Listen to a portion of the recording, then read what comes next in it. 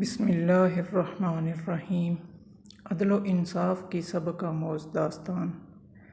کہتے ہیں کہ ایک طوطا اور طوطی کا گزر ایک ویرانے سے ہوا۔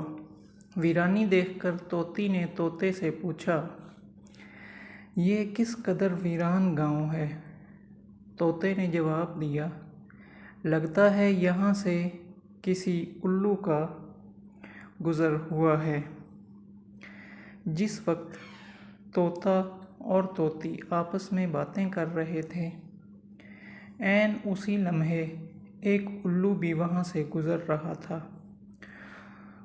تو اس نے طوطے کی بات سن لی اور وہاں رک کر ان سے مخاطب ہو کر بولا، تم لوگ اس گاؤں میں مسافر لگتے ہو، آج رات تم لوگ میرے مہمان بن جاؤ، میرے ساتھ کھانا کھاؤ۔ الو کی محبت بھری دعوت سے طوطی اور طوطا انکار نہ کر سکے اور انہوں نے الو کی دعوت قبول کر لی۔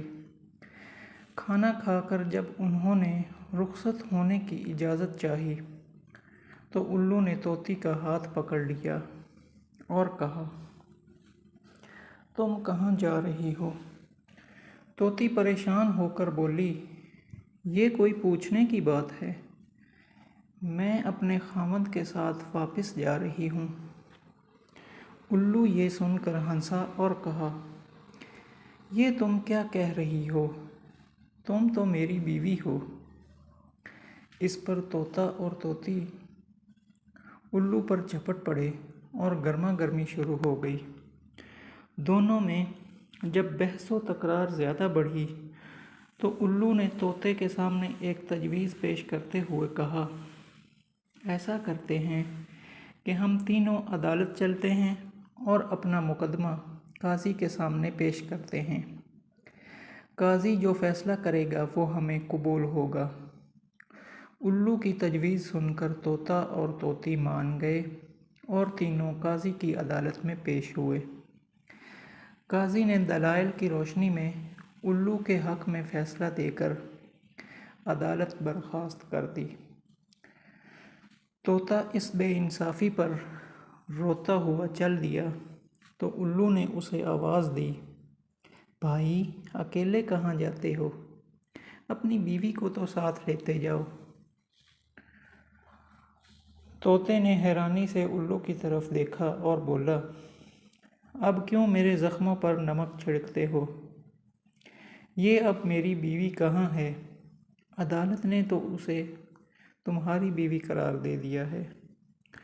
الو نے طوطے کی بات سن کر نرمی سے بولا، نہیں دوست، یہ میری نہیں بلکہ تمہاری بیوی ہے۔ بس میں تمہیں صرف یہ بتانا چاہتا تھا کہ بستیاں الو ویران نہیں کرتے بلکہ ناانصافی سے ویران ہوتی ہیں۔ یقیناً یہ بات درست ہے کہ جس معاشرے میں انصاف ختم ہو جاتا ہے وہ معاشرہ بہت جلد ہی تباہ و برباد ہو جاتا ہے۔ اس لیے اپنے معاشرے میں انصاف اور رواداری قائم کریں اور کسی غریب کی حق تلفی نہ ہونے دیں، کیونکہ غریب کی بد دعا آسمان کے دروازے ہلا دیتی ہے۔